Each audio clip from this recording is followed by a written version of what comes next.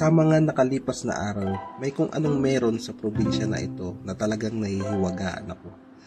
Malapit lang sa Maynila na may mga kakaibang rock formation, tanawin at magagandang karagatan. Samahan niyo ako lakbayin sa pamamagitan ng pagmamotor ang isa sa pinaka-underrated na probinsya sa Pilipinas, ang province of Aurora.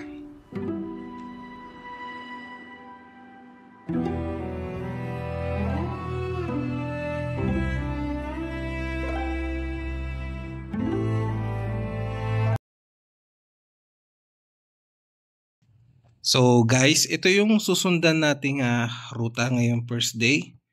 So kung makikita nyo, galing na kami na Bulacan. Yan. So from Bulacan, ang first stop namin is yung Kanili Trail Landmark. So para madaan natin yung kailangan, itong ruta ay susundan nyo. Dadaan kayo ng Pantabangan. Yan. So yung iba, hindi nadadaanan to guys, pero napakagandang spot nitong Kanili Trail Landmark. Ang next naman natin is yung Amper Beach. Yan, kung saan makikita yung sikat na rock formation sa Aurora. And then yung coconut plantation, which is yung tinuturing na mini Siargao ng Aurora. And next natin is diretso na tayo sa JV's Beach Resort. So dito kami mag-overnight. Yan, kung makikita nyo, kaya kami dito mag-overnight is napakalapit na nito sa Parang Hills. So, para kinabukasan paggising namin, hindi kami mahihirapan pumunta sa Parang Hills. So, yan, pwede nyo rin sundan tong rutang to, lalo na kung maraming araw yung gugugulin nyo para malibot yung Aurora Province.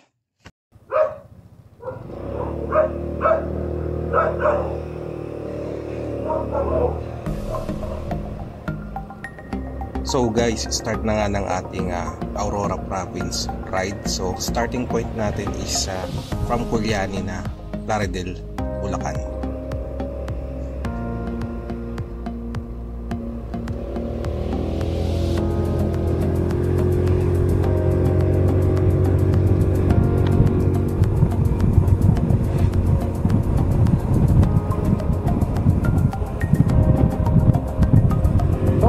Tayo sa Plaridel Bypass Road.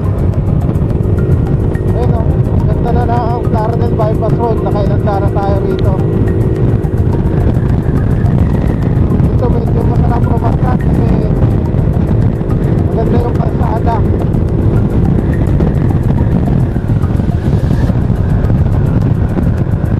Ito yung mahabang tulay.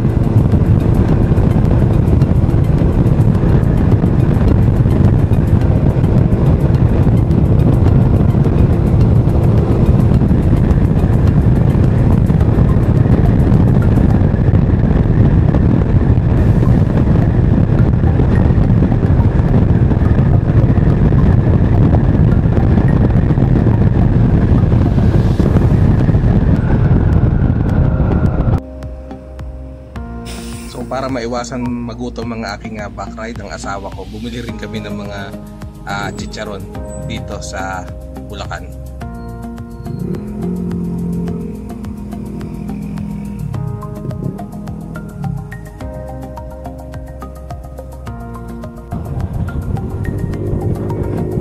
Nasa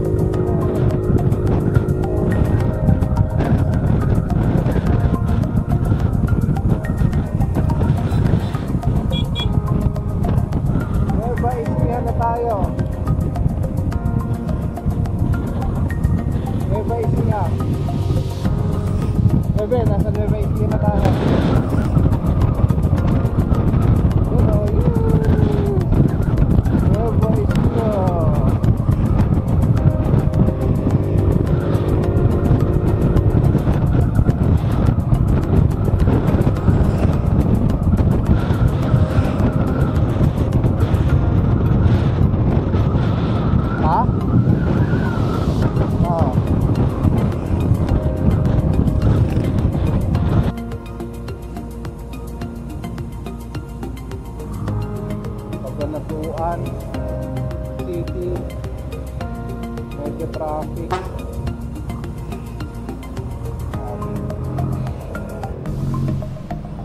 So guys, hindi ko na na-videohan, no? So bago kayo makarating ng Pantabangan, medyo marami kayong syudad na dadaanan tulad ng San Miguel, Bulacan.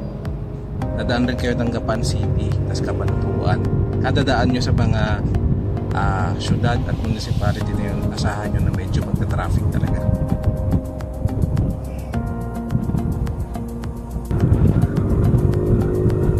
As usual, napakaganda talaga ng dumaan dito sa Nueva Ecija. Hindi kayo mag-boring kahit straight lang yung daan. Napakaganda ng tanawin. Halos walang katapusang palayan.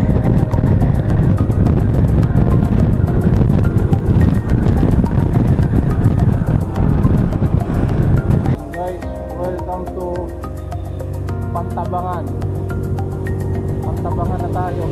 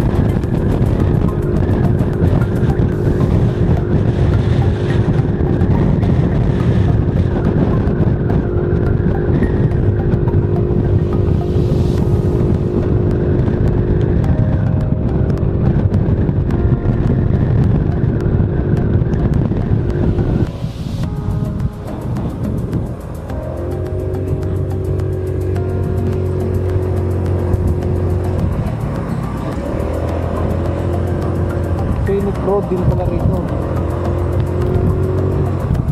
So kung makikita nyo guys, napakaganda rin ng daan dito sa Pantabangan. So napaka-scenic road din. Parang ano lang yung lugar, paakit ka ng Sagada, halos ganun din siya. Napapalibutan ng Kapulukan.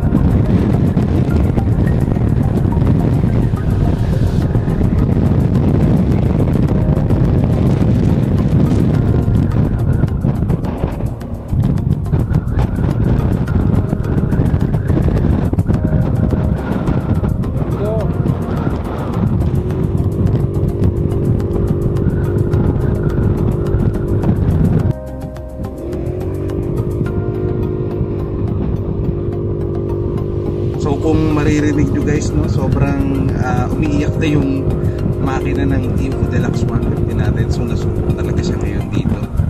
Ang dami ritong part na napakatarik, kaya talagang masusubok yung motor nyo. Make sure lang talaga na pagdadaan kayo dito is nasa kondisyon yung inyong mga motor para iwas aberya.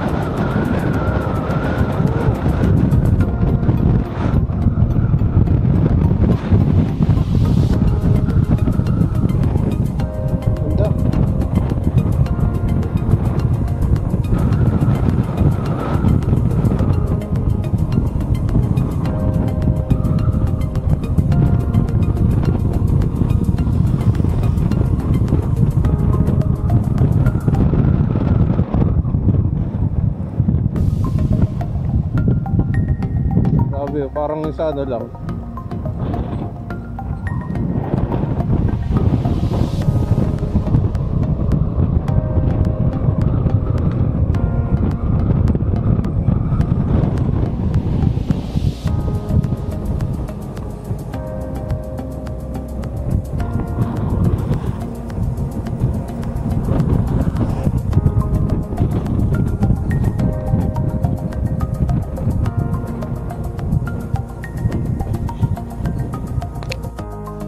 Dito na tayo sa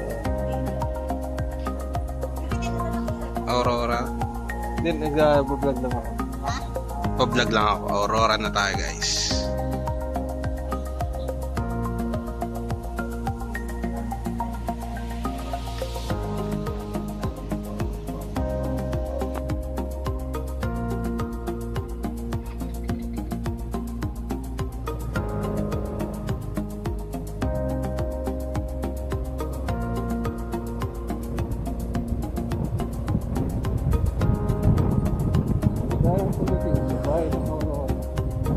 Ang dami na mga gandang picture dito. Wow!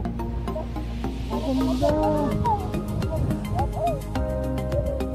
Hindi tayo magpapaano. Hindi tayo magpapalipad. Oh. Ito.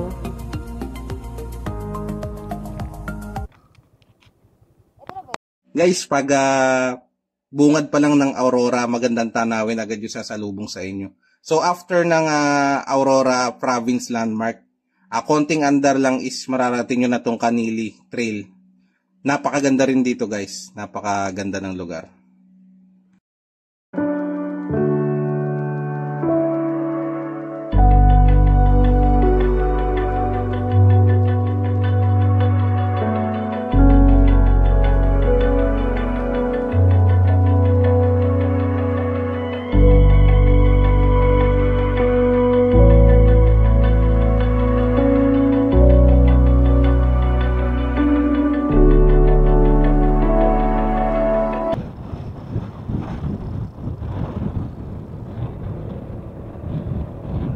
Bye-bye, Kanapili Trail. Kapinili? Basta ganun, Kapinili Trail. Oh. Maganda ba yung first stop ko? So kung mapapansin nyo guys dito sa Kanili Trail, yung sementado nasa gitna lang, yung magkabilang gilid is off-road pa rin. Not sure kung bakit pinanitili nila itong ganito. Pero yun, so halos nagbuka siyang one way. Kaya di nyo talaga magbigayan. Isa tuloy.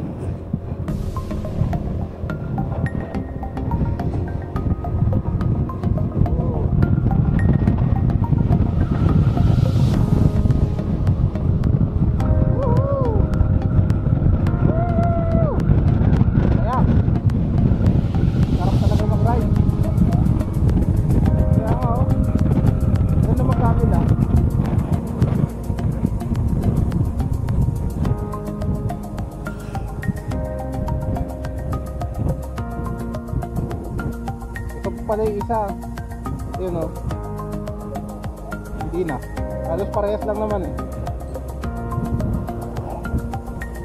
Ganda guys, buti na lang yung ano ko, pang off-road.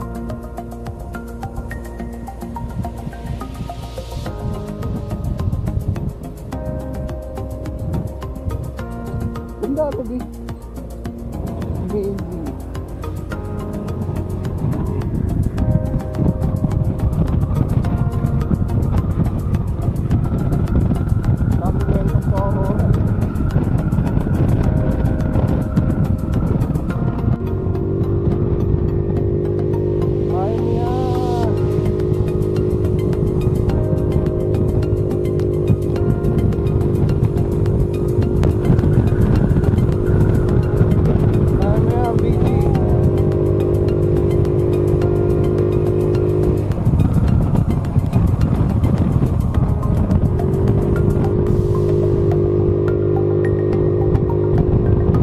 siguro halata sa video, pero sobrang tarik guys na dinadaanan namin ngayon.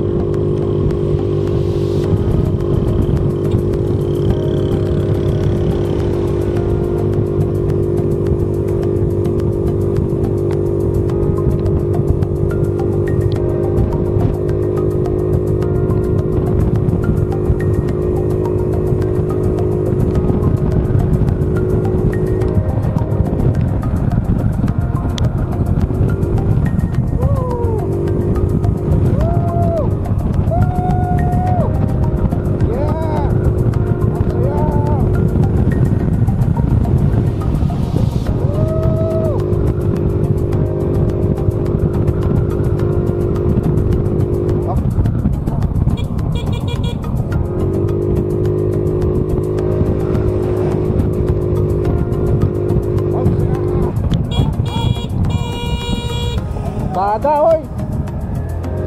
Puro bada ang buwisit na yan. Ha?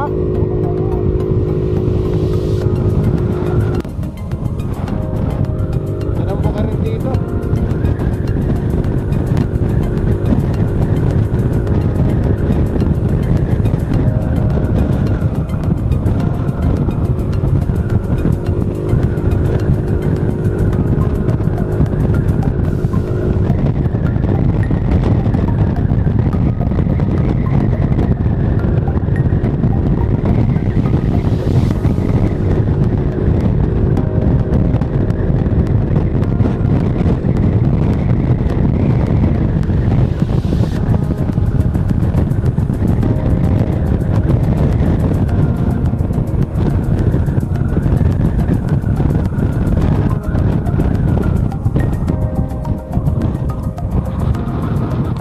Makikita na natin.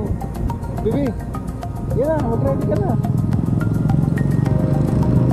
Ang seaside. Wala? Wala. Oh.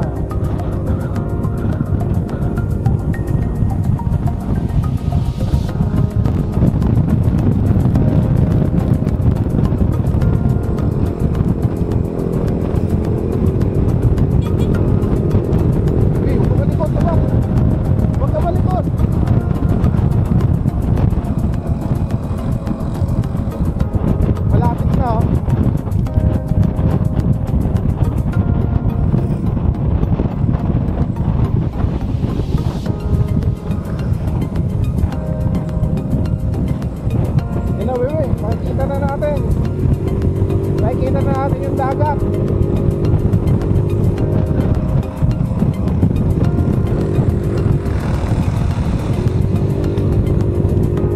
Ay, di pa pala.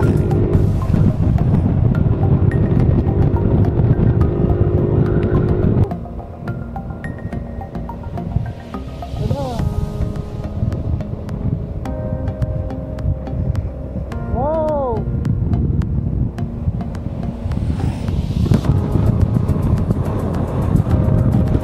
Grabe, ganda.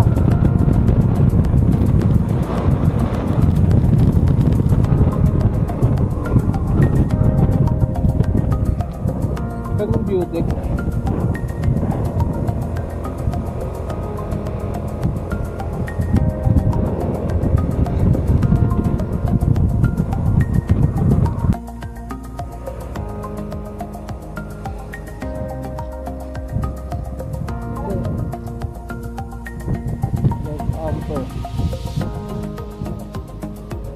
Wow!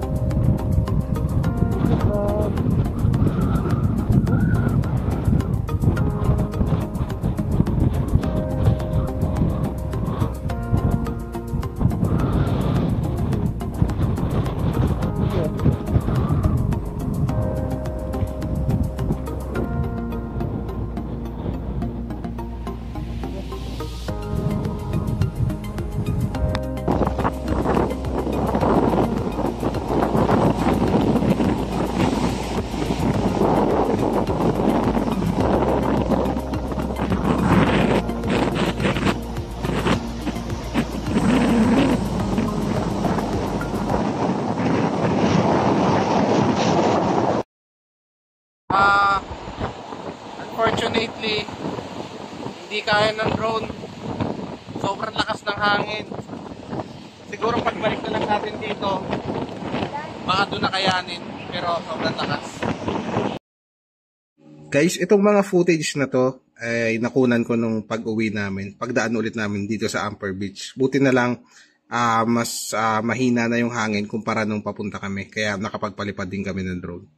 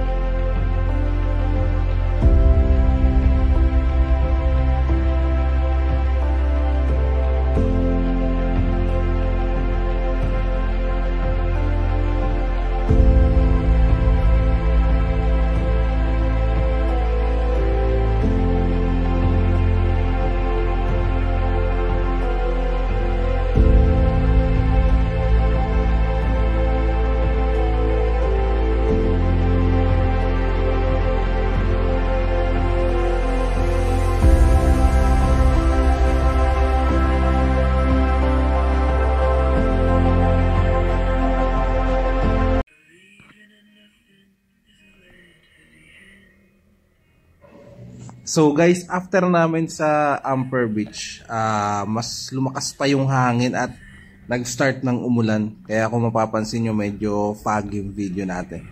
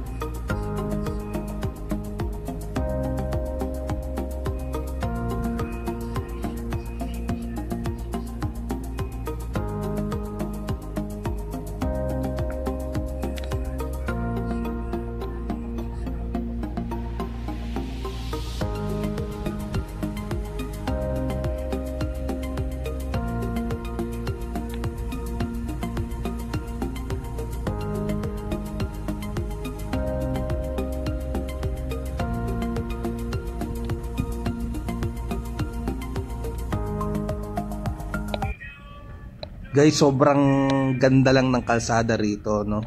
Sobrang haba ng boulevard o yung kalsada na katabi ng dagat. Napakaganda ng tanawin at ang dami mo pang rock formation na makikita.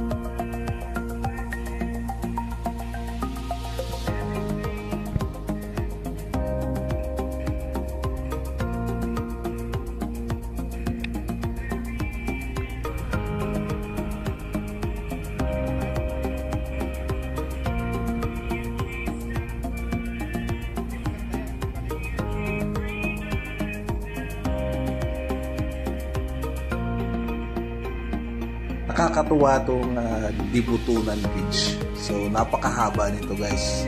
At napakaganda rin ng tanawin. Kaya hindi ko mapigilang magpalibad ng drone dito.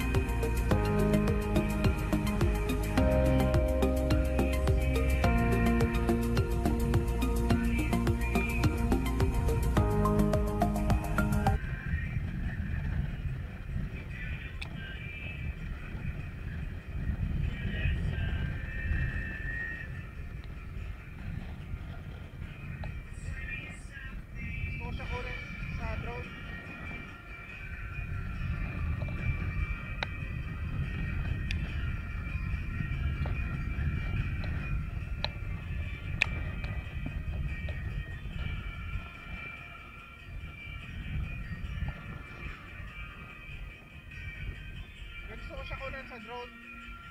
Okay lang ba? Hindi yung tulay, B. Tama na, ayaw mo na. Pagbalik na nga siguro.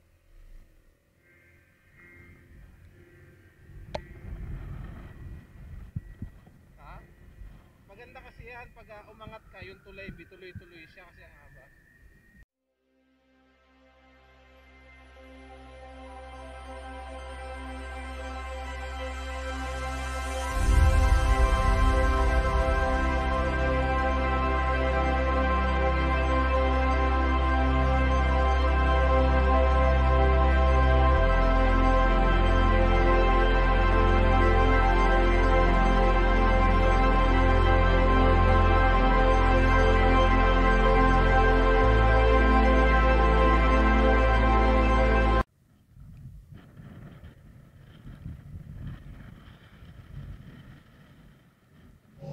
So, ang dami ring akyatan dito sa mahabang kalsada na Baler Kasiguran Road. Matatarik din yung daan after nung Amper Beach papunta doon sa Mini Siargao.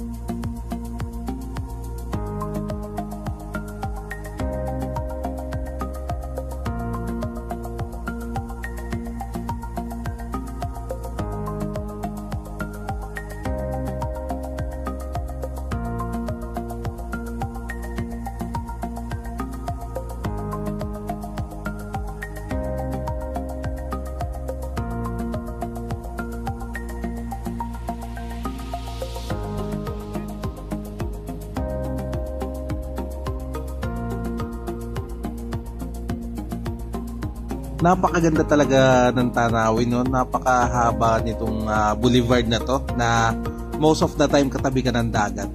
Yan, no? Napakaganda ng view.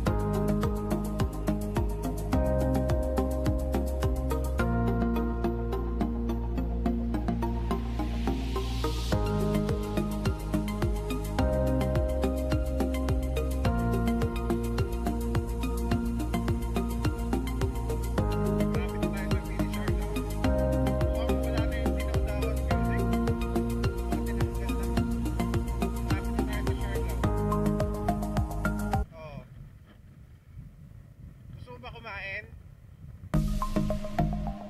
Hanap tayo kakainan? Ayaw.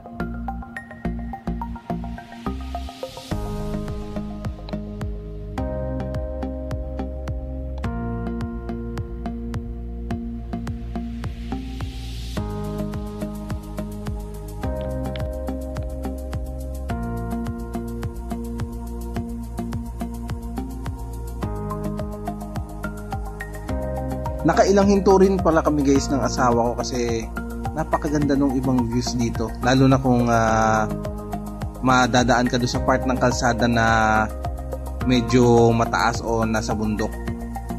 Ayan, makikita mo yung kabuuan ng dagat.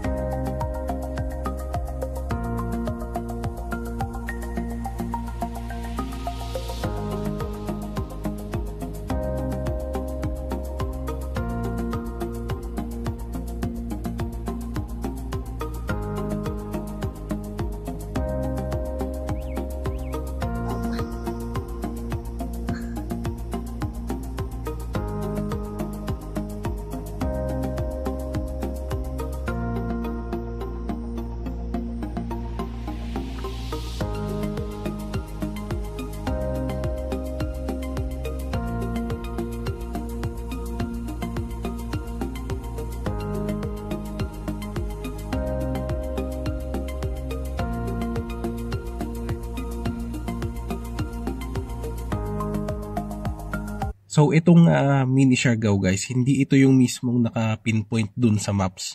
So medyo nasa looban pa siya, hindi siya sa main road. Hahanapin nyo lang talaga. Tsagain nyo lang siyang hanapin. Kasi yung ibang locals dito, hindi rin sila aware kung ano yung tinatawag na mini Siargao.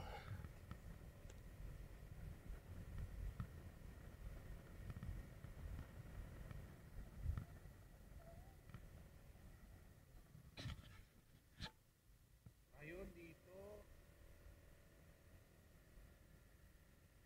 Dito pala.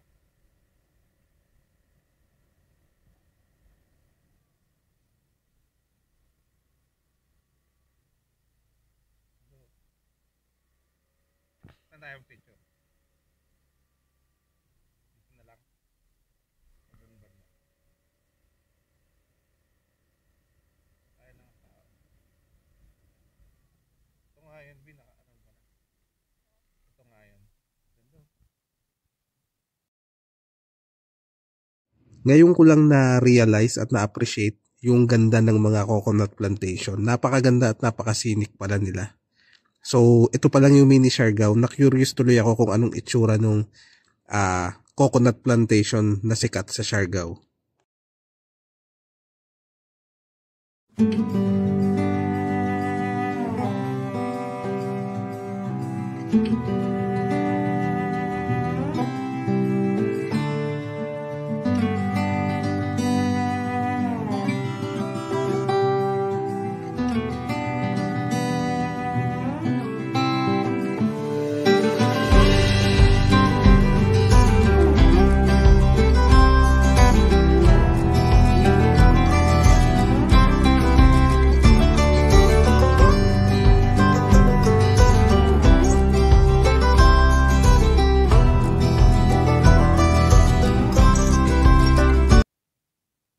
So, after namin dito sa mini Siargao guys, hindi na ako nakapag-video hanggang JV Resort dahil talagang bumuhos na ng malakas yung ulan, nahirapan talaga kami.